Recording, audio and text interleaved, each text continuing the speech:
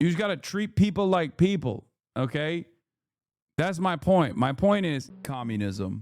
You like the weekend? Thank a union for that. Thank some communists for that, okay? Anyway, this was funny though. Earlier today, Colombian President Petro Gustavo stood on a New York City street and urged U.S. soldiers to disobey orders and incite violence. We will revoke Petro's visa due to his reckless and incendiary actions. Whoa, buddy, Seamus says. You're not allowed to go to other countries and incite their people to action. Only American diplomats can do that. And not only that, but also, I don't even think this is a one-to-one comparison with what Petro was doing. Petro wasn't inciting action in the way that like an American diplomat that's actually a CIA agent tries to invoke like a color revolution or whatever. He just straight up was acting as the head of state, recognizing right from wrong, and also telling American soldiers that they don't have a duty to obey orders if those orders are unlawful. That is the truth. That is a part of the American rule book, by the way. For those of you who do not know, and I'm sure there's plenty of military members in here, active duty and former veterans as well, you literally don't have to follow rules that are illegal, okay? They will court-martial you. You will lose your job. You might even be thrown in prison for an extended period of time. But once the legal process goes through, you will be found totally innocent. Like if your commanding officer issues an unlawful order, you have no obligation to follow through on it. Like, for example, if tomorrow, former veterans, yeah, you know what I mean, former active duty veterans, okay, shut up. If tomorrow, let's say Pete Kegstand calls all the generals over and he gives them this like incredible speech and he tells them, you don't have to do this thing, you go to jail. Wait, what? No. I'm saying in the worst instance, like you get court-martialed, you might even be jailed for a brief period of time, but it's still better than participating in a genocide, for example. And many people have done that. Also, anyway, Pete Kegstand brings all the generals over, let's say, and he's like, we're going to do the Crusades. Look at my tattoo. Isn't it cool? We're warrior culture, you know? And then he's like, we're going to war for Israel. If your commanding officers also lead you to do that and you say, nah, I'm not doing that. I'm not following this order, especially by the numbers. If you did like an officer's mutiny or something, like, yes, initially you will be, in the interim, you might get criminal punishments within the military courts, but it's far better for you to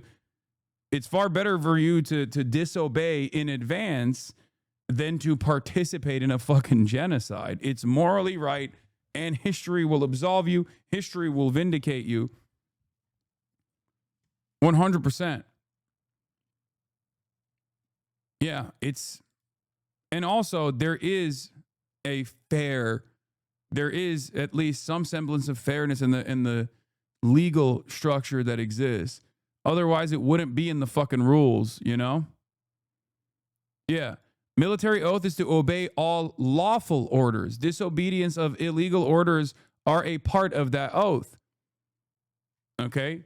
You are under no obligation to obey an unlawful order. Remember that. 100%. Military personnel, and I will repeat this over and over again, military personnel are not required to follow illegal orders. Okay? The United States boldly broke with the ancient military custom of swearing loyalty to a leader. Article 6 required that American officers thereafter swear loyalty to our basic law, the Constitution. While many other nations have suffered military coups, the United States never has.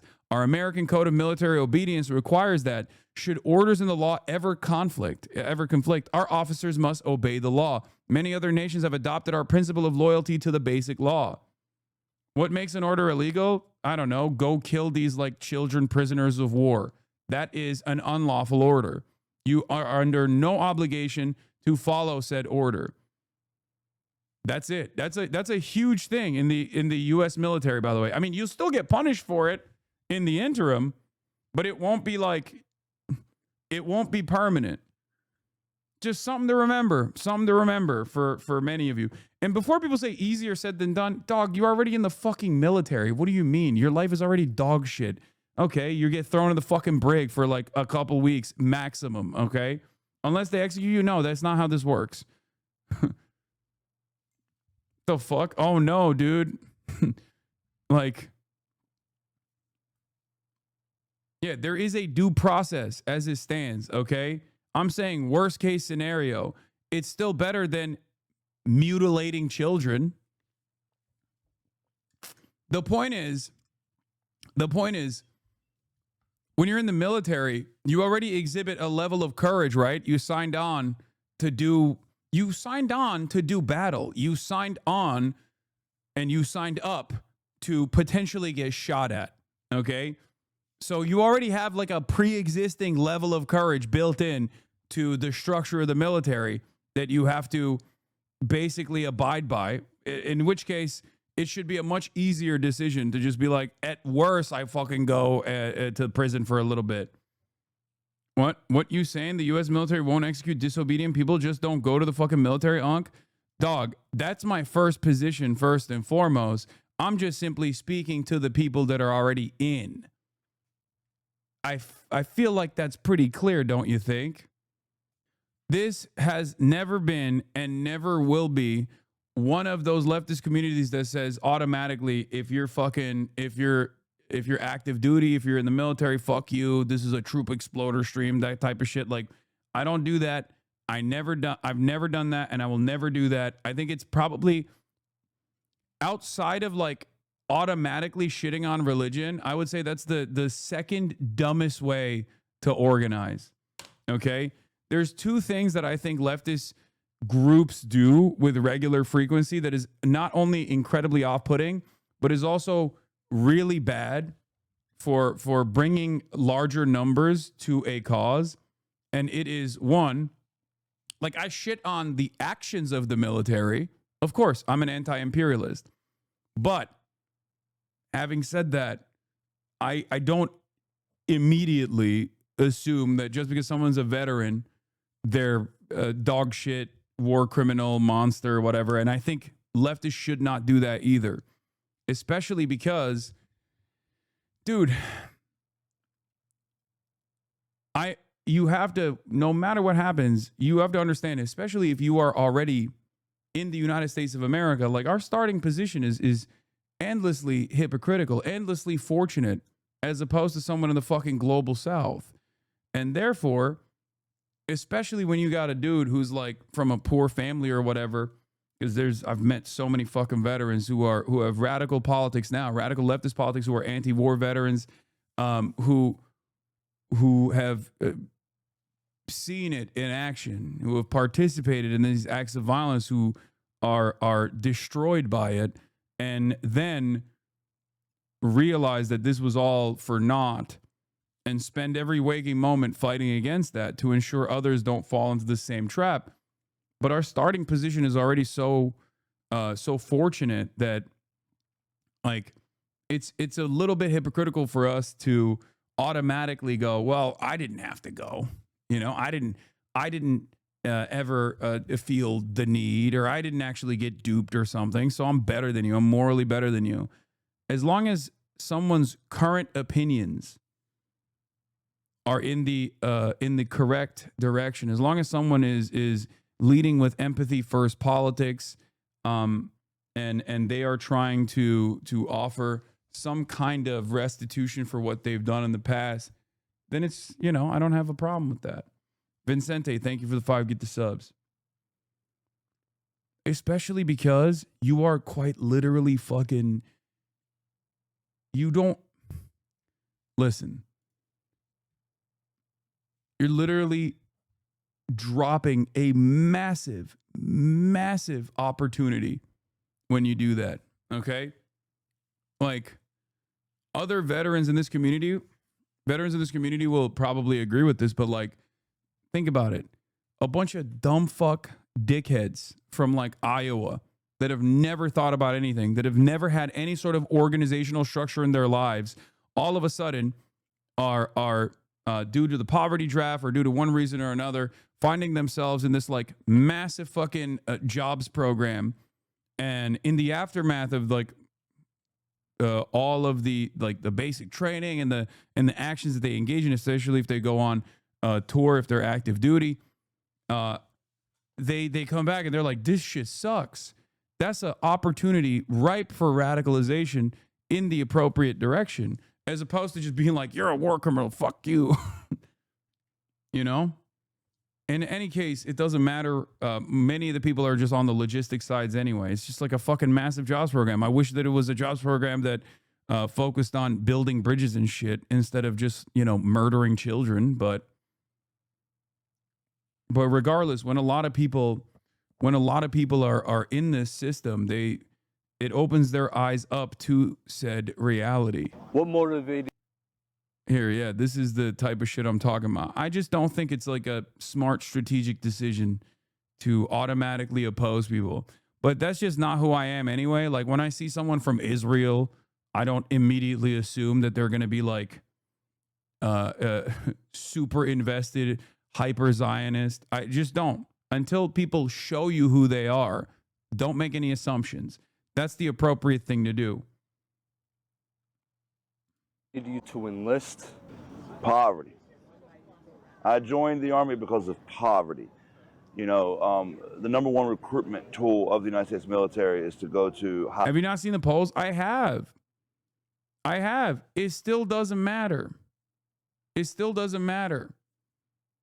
I never will, and I will never do that. It doesn't matter. I have seen it. Overwhelming majority of Jewish Israelis fucking love what Israel's doing, okay, in Gaza. And still, I'm not going to automatically start with that.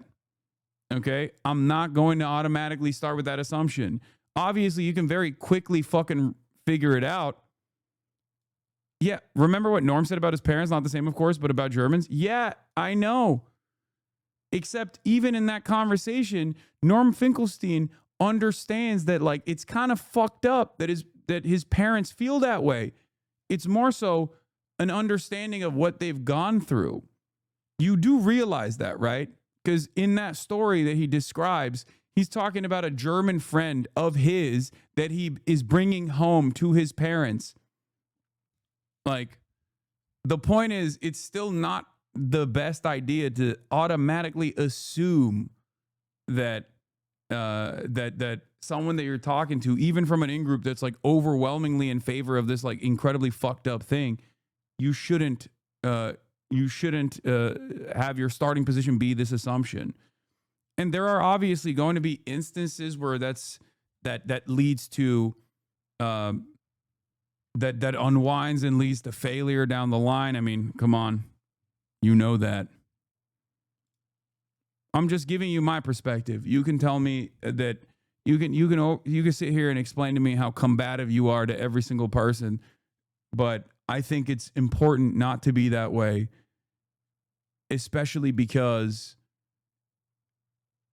it's good to always operate under the assumption that you can change people's minds by communicating with them, by getting them to understand your worldview.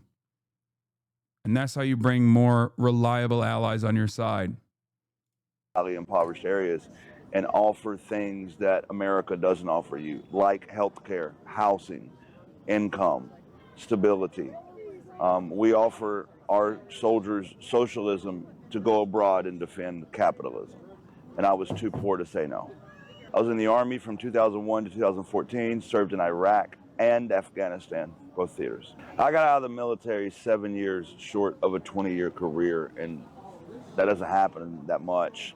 And the reason I did is because the longer I was in the military and the more I saw what America did abroad and what we were really, our true motivations were, it made me realize that America was not on the right path. And, you know, I would talk to Iraqis and say, hey, why do you hate America so much? And they would say, you know, you invaded our country, you blew our neighborhoods up. Started realizing, shit, maybe we're the bad guys. So, you know, coming back home. Like, the easiest thing to say to this guy is to basically be like, wow, well, I didn't have to join the military to see that. Fuck you, right? I think I mean this sincerely. I think it's because I'm fucking Turkish and not from, like, I didn't grow up in America that I don't have such a hardline stance on people like this. I don't know. Like, people in America will oftentimes be like, well, tell that to a guy who was victim to this kind of violence. Like, tell that to a Iraqi person. But I feel like people over there are way more chill about, like, even veterans that have done horrible shit that, like, understand that it was fucked up and are actually actively working against it. You know what I mean? It's more so like the more like aggro stance often comes from like Americans that want to feel a sense of like moral superiority. It's at the heart of like purity politics in some ways.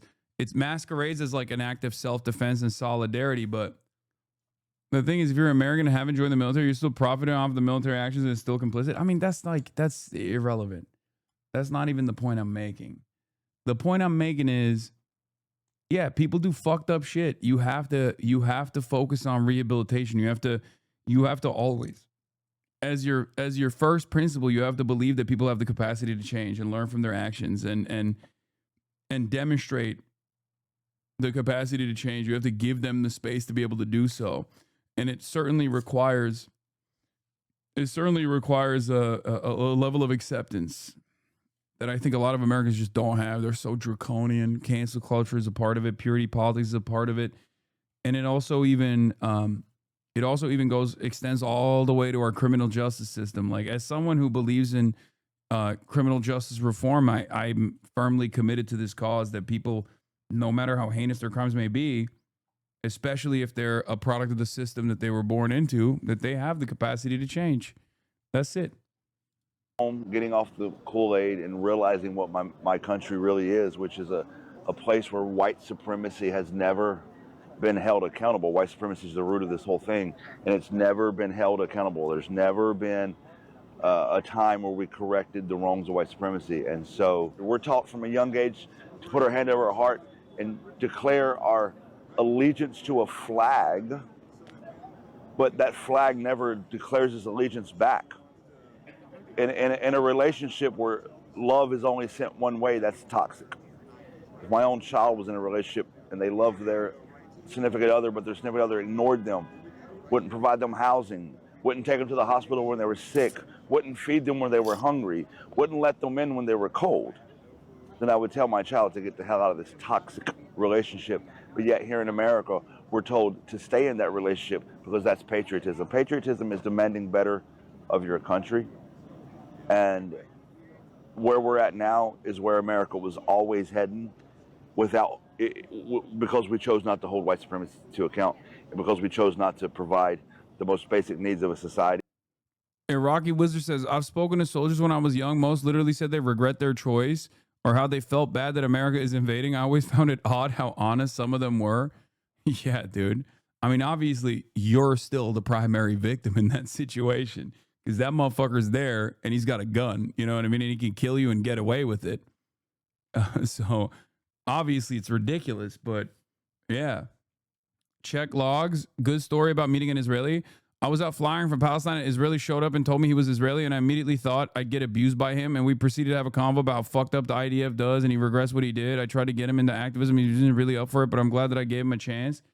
Yeah, this isn't Jewish exceptionalism before people fucking freak out, okay? This is understanding. This is understanding that every little bit helps. Always remember that, okay? It's quite difficult to go up against these incredibly cruel systems that have been designed to normalize this kind of violence, okay? There's no recognition from politicians. There's no real democratic process. If you understand that, then you understand that in order for change to happen, you need every person you can get on board. You just got to chip away at it every single day. That's why I don't immediately cast people aside. Obviously, that doesn't mean I'm going to be a sucker, right? Like, this charitability doesn't extend to people who are malicious actors. It doesn't. But I wait a little bit to read the room, to see how someone behaves. This is, Hasan, you sound so scared of your chat. This is one of my favorite idiotic terms that I hear in the chat. It's like, I yell at my chat all the fucking time, dumbass. Shut the fuck up. There has never been a moment where it's not my way or the highway. Like, people come in here and they go, oh, you're fucking worried about how your community is going to react if you say something or do something. It's like, no, I'm not. That's why there's unlimited clip compilations of me fucking yelling at people who are woke of the day, for example. Doing it right now, as a matter of fact. And so when this is over, we can't go back to the status quo. Anyway, just we took a sidestep there, but just a reminder, if you're active duty, you have no obligation to follow an unlawful order. It is literally something that you do not have to do. For every one soldier, there's like 4 like this that brag about fucking kicking kids in Afghanistan. The first time Fred kicked a kid in Afghanistan, he pointed an imaginary AK at me, no chocolate for him. Wait, what?